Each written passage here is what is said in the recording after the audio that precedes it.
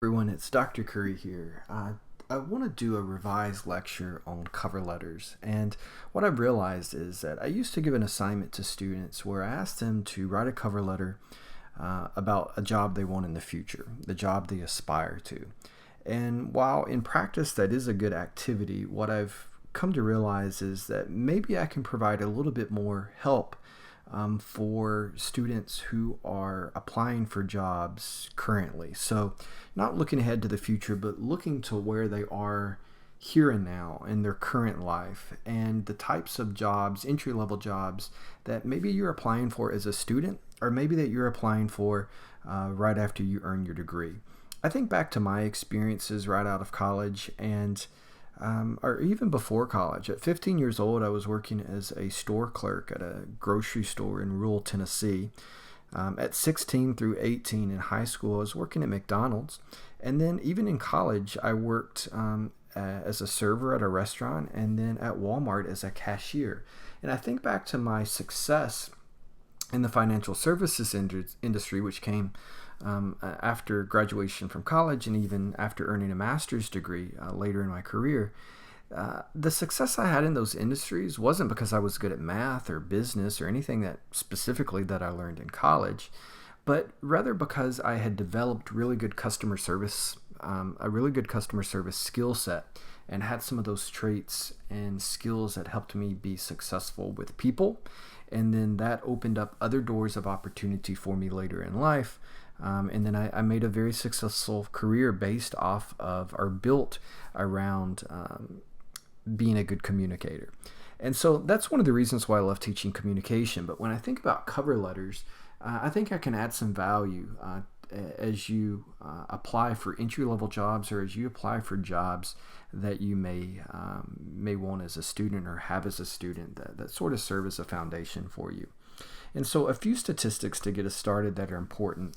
Over 50% of job applicants actually don't submit a cover letter even though a job posting asks for one. Now, that's a pretty strong statistic, and I've seen this personally, both in my own life. Sadly, in the past, I've applied for jobs where I didn't submit a cover letter, even though it asked for one. And I think back to those experiences, specifically right out of college, and it was really just laziness. You get tired when you're applying to a lot of jobs, and you're like, oh, I don't want to have to change this cover letter again and submit new information, or I just don't want to submit one, or maybe you just don't know how to write a good cover letter or the importance of it. And so that's part of the things that we're going to talk about today. And so an additional 25% of people, so 25% of the people who actually submit a cover letter, we're already down 50%, 25% of those who remain, who do submit a cover letter, they submit either a generic cover letter, which is just not tailored or designed to a specific company, and that's a mistake that people make. They write what they think is a really good cover letter, but it's generic, and they just submit that to every single job that they apply to, and that's a mistake that I see a lot. Again, I've served on a lot of committees as in academia as an educator, and I've served as a hiring manager myself prior in the financial services industry, and a lot of the cover letters that would come through, they were either generic or they had wrong information in them. So maybe you're applying for a job with Wells Fargo. That's the company that you're applying for the job for, but you'd also used a cover letter to apply to Bank of America, and you make the mistake of not proofreading that cover letter, and you accidentally leave Bank of America's name in that cover letter, but you submit that to Wells Fargo. It happens all the time. I see it even to this day, serving on job committees where applicants will submit cover letters, or they won't submit a cover letter, and then 25% of those who do submit a cover letter submit it with the wrong company name or the wrong college name, and that's pretty sad because it just takes a little bit of time to proofread and make sure that those are accurate. And so that leaves us, if we look at the statistics, out of every 10 people, only 3 are going to have a valid, applicable cover letter. And cover letters do matter. They serve as your opportunity to really introduce yourself to the hiring manager or the hiring committee for a job. People make the mistake of thinking that the only thing that really matters in a job application is your resume. And the resume is important, but the resume and the cover letter go hand in hand. So think of that as a 1-2 punch. The very first thing you have to have is a good cover letter. That cover letter is going to essentially tell someone very briefly why they should give you more consideration. No one's going to hire you from a cover letter. The role of the cover letter is to get someone to give you a deeper look, to get them to say, you know what, this is someone that I actually want to talk to face to face, or this is someone that I want to do a phone interview with. This is someone I want to get to know a little bit more about because they might be a good fit for this position and for our organization. And then the second punch, the second step of that would be the resume. So you have to have a good cover letter that then says, for more information, take a look at my resume.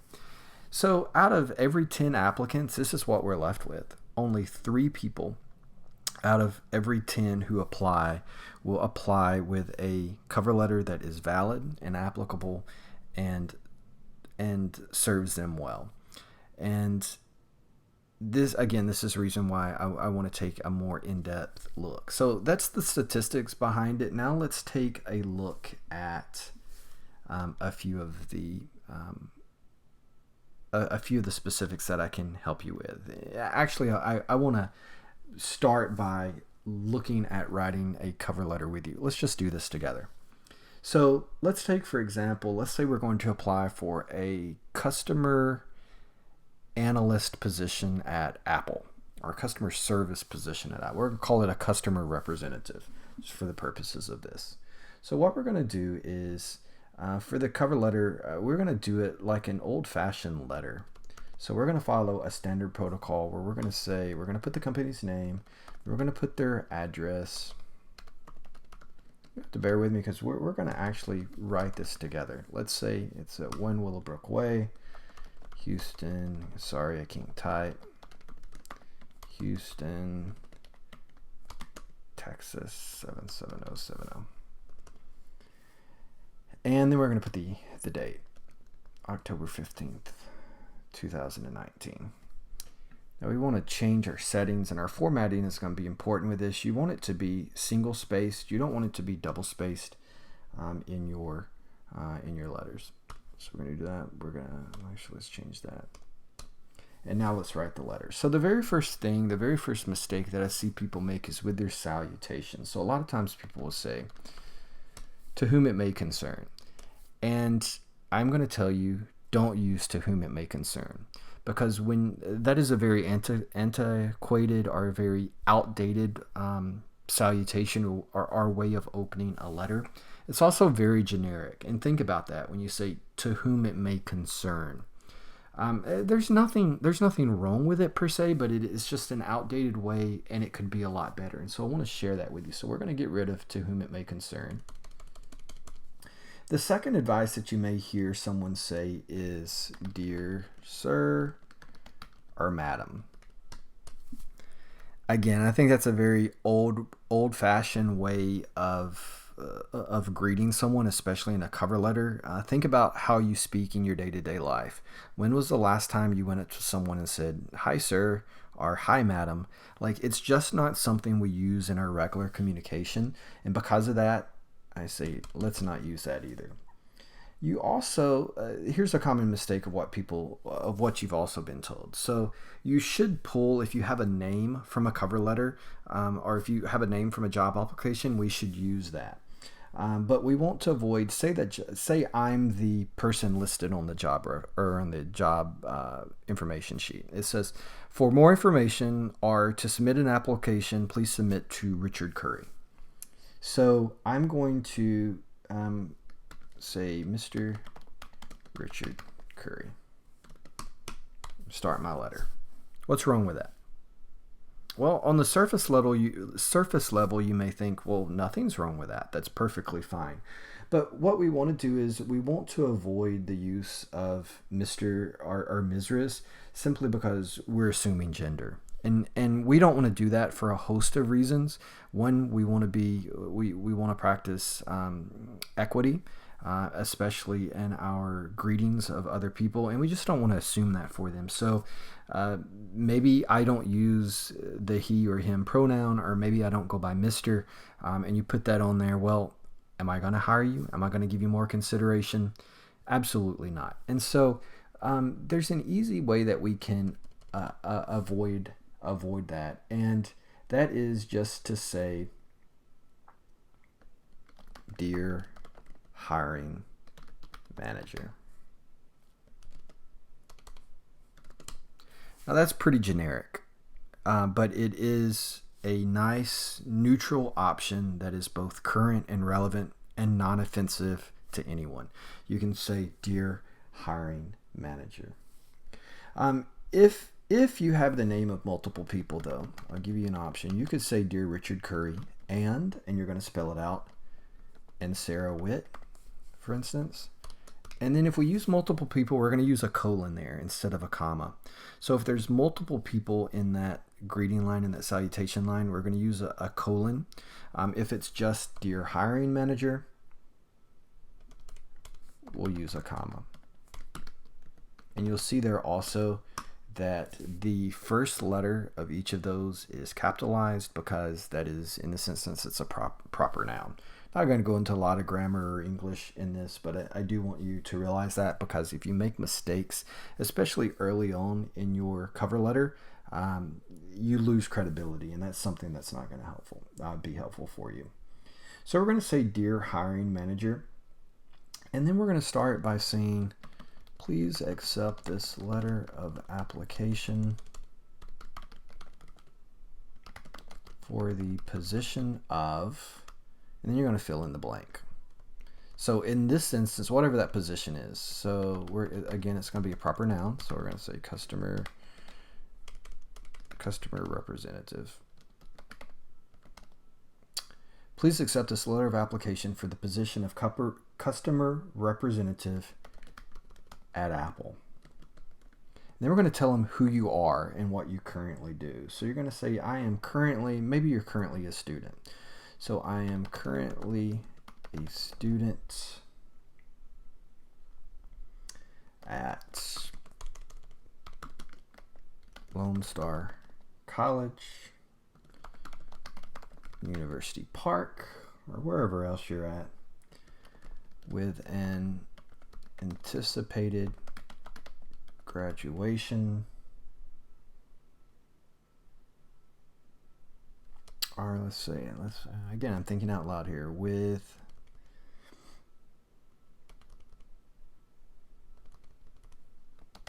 where I am near, let's change the wording, where I'm nearing completion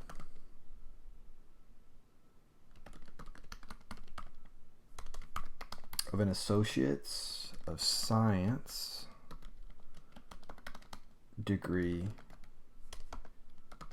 in business. And then you can tell them what your specialization is. So when you think of specialization, that's just a fancy word for major. My specialization is in business. Maybe business communication, or maybe it's business management, whatever it is for you. Business communication with cognate areas in accounting and strategic communication. So a lot of times students will say, but I don't have the degree yet. Can I put that? Absolutely. So it shows a few things. One, it highlights the fact that you are goal-oriented and that you are pursuing something, and that you're nearing the completion of that. And it also highlights the coursework or the type area of focus or study that you're doing. And it just adds that personal element that helps you stand out a little bit. So we've taken that already, and just here alone, you've got a fantastic starting point. Dear hiring manager, please accept the letter of application for the position of customer representative at Apple. I'm currently a student at Lone Star College, University Park, where I'm nearing completion of an Associate's of Science degree in business. My specialization is in business communication with cognate areas in accounting and strategic communication. Fantastic. Now we're going to tell them why you're interested in the position. So you're going to say my interest, you're just going to say my interest in your position is why. Well, it's because of the excellent fit between your search criteria and my qualifications. Now that's a pretty generic statement, but the mistake that people make with this statement is that they don't back it up. So it's fine to have a generic statement if you then offer specifics. So we're going to say specifically my extensive experience working within organizations to increase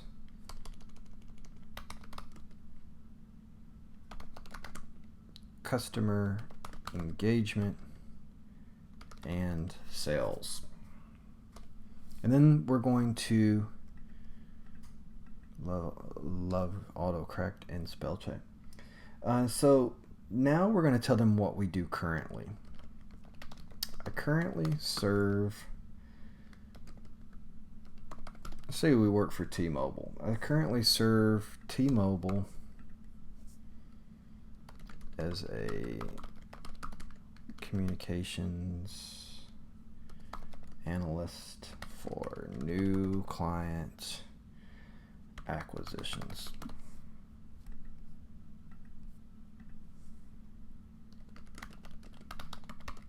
I work directly with customers,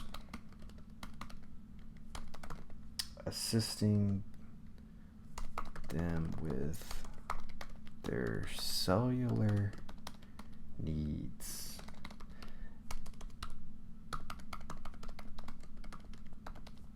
And then here's a little trick that I tell students will help you stand out. So we don't want to bore them with just paragraph after paragraph of information. We want to break up the space or the visuals of the document so that it looks clean and nice, well formatted and well presented. And so we're going to do that here by adding some bullet points, and then we can tell them what we do. So maybe you work with customers with new account setups, our account management and plan upgrades. Maybe you've worked with them on device support and complaint resolutions. Or maybe, lastly, let's put corporate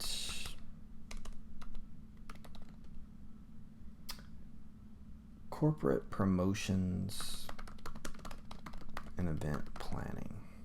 So if we look at this from a formatting position, already you can tell that little box there of bullet points has broken that text up, and it just gives it a much nicer look than if we were to add those sentences and say, my responsibilities at work include new account setups, comma, account management and plan upgrades, comma, device support, comma, so forth. And so we do that from a visual perspective to make the document more engaging.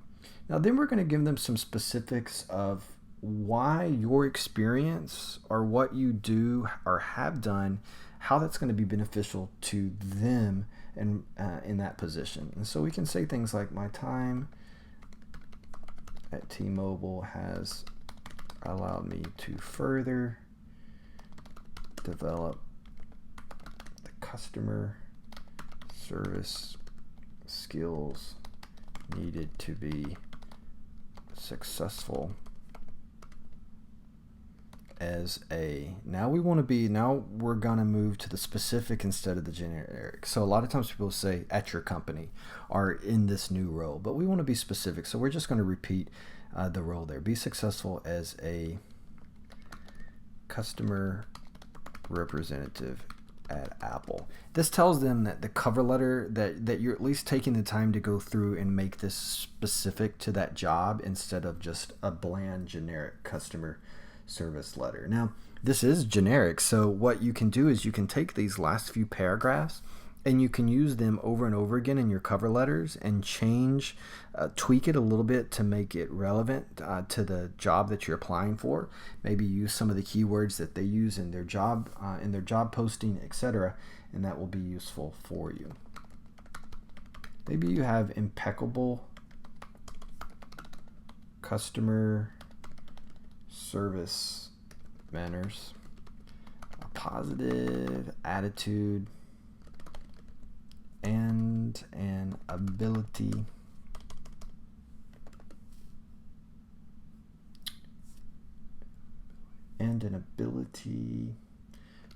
how can we, let's say, to politely deal with disgruntled customers. I am accustomed to working on multiple projects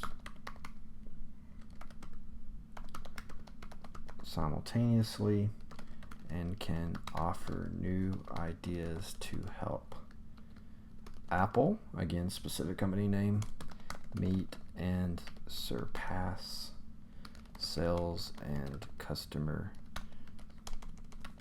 service goals. New paragraph.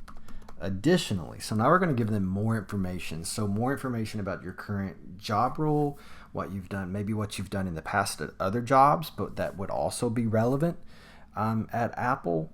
Maybe community work or service work that you've done. Anything else that is going to further give them more evidence to say, you know what, this is somebody that I really want to talk to.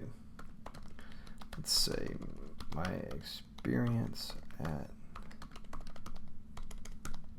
T-Mobile has helped me improve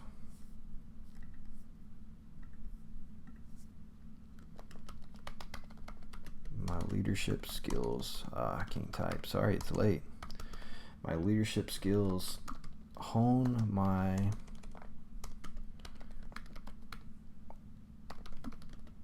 organizational skills,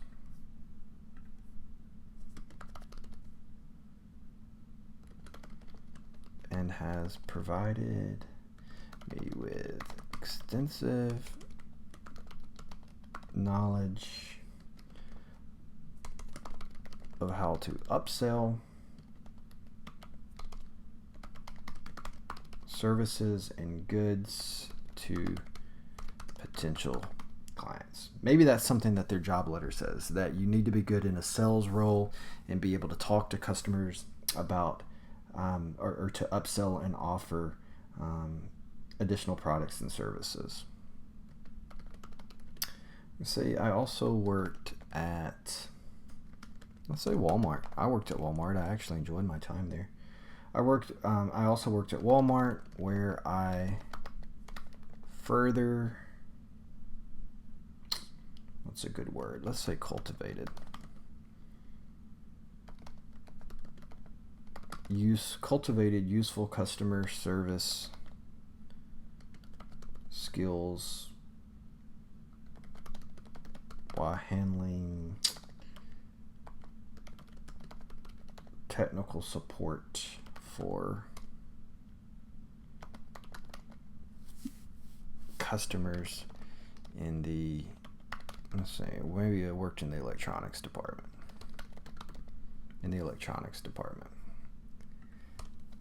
That's actually not a proper noun, so we're gonna uncapitalize it. In the, come on now, in the electronics department.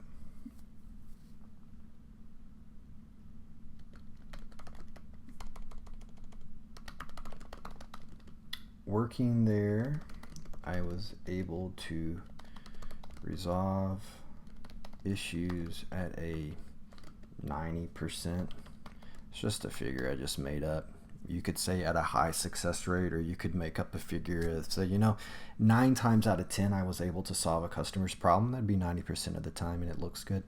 At a 90% success rate, and memorize an entire line of company products and services including prices and let's say special discounts. Looks good. And then lastly, we're going to end with a warm close, which is a lot of times fluff or it's unnecessary, but we do want that in a cover letter. But there's a nice way to do it in a simple way. You just say, I look forward to discussing your open position and my qualifications with you in more detail. In the meantime, I am enclosing the requested materials for your review. Thank you for your consideration, and I'll look forward to speaking with you soon. A lot of times students, people just in general make the mistake here of putting way too much information in that warm closing. Please contact me at my phone number of, my email of, my address of. I really look forward to speaking with you soon. I have no doubt I will be the best candidate for your job. You won't regret hiring me, etc. Excuse me, etc., etc. I have seen everything here. You don't need that. Let your cover letter and your resume speak for you. Here, just give them a nice warm closing that says, I look forward to speaking with you about your position.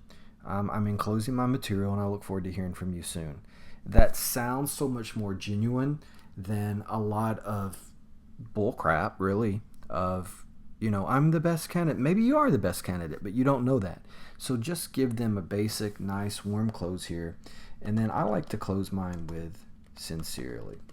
Sincerely is one of the more old-fashioned closings, but I think it sounds better and more genuine than like regards, our best regards, or thank you, or thanks. Sincerely means with appreciation, and so here it is actually fitting. Sincerely, Richard Curry. Now, two things that we want to do here that I'm going to show you to elevate that elevates this even more. So right now you see from a visual perspective, it's pretty good. You'll see here we're in block format also. Block formatting is something you want to use for cover letters. Block formatting means that there is no indentation in your paragraphs, that your text comes out to the margin. And you see it gives you a nice clean look. You want to use paragraphs, and feel free to use any of this. You can use this verbatim, you can adapt it and change it, but these entry paragraphs especially, and this closing paragraphs, feel free to use it word for word with just changing the company's name. I want to help you with your cover letters, and so you can use this. This is a proven way. It's my personal opinion, but it is a method that will be useful for most people in a cover letter, especially for an entry-level job. And so one of the things though that I want to highlight here is, while it looks good, we can dress this up and make it look a little bit better with just a few things. So we've said we work for T-Mobile. So let's do this. Very easily we can go to Google and we can look for images for T-Mobile. Let's find one that we like. I like this one. Yeah, let's do this one. Actually, I don't like that one. I don't like how large that. Let's just go with this one right here. Yeah, this one's good. So we're going to save this image. If you're on a Mac like me, you can just really pull it across, but let's go T-Mobile. And if we go back to our document,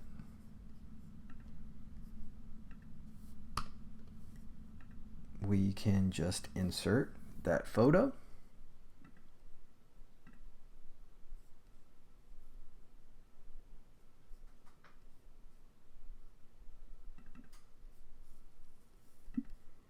We can change it around, and just like that, all of a sudden, we have a letterhead. We have our own letterhead that looks so much more. Let's change. I want to change. Let's do the layout and change the margins a little bit. Boom, just like that. Now it looks much more professional. Put a space there. So it looks like you have your own letterhead. Just imagine as a hiring manager, again, knowing that 50% of people, one, aren't submitting a cover letter, and 25% of those who do submit a cover letter is generic and not specific or has big mistakes. And now all of a sudden, not only you're one of the few people who have submitted a cover letter, but it looks like its own letterhead. Just look at that format. That is something that I want to read as a hiring manager. I'm going to go, wow, this looks good. Let me read it. And so you're automatically going to help yourself stand out. So now I'm going to give you another tip, and that is here with the signature. A lot of people would look at this and say, you know what, good job, don't need to do anything else. But I'm going to give you an additional suggestion here that will help your cover letter stand out even more.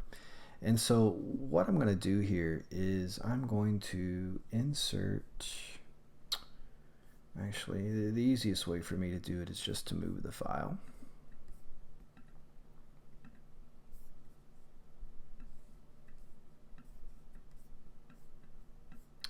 Too many windows open. So I have my signature.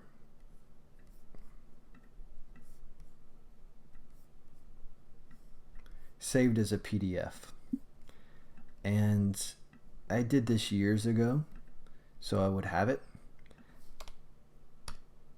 And you can see automatically just that additional element, that additional layout. And you can play around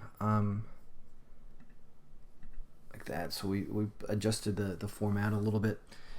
You can see now how that looks really nice and official. We could play, maybe the margins are off a little bit, so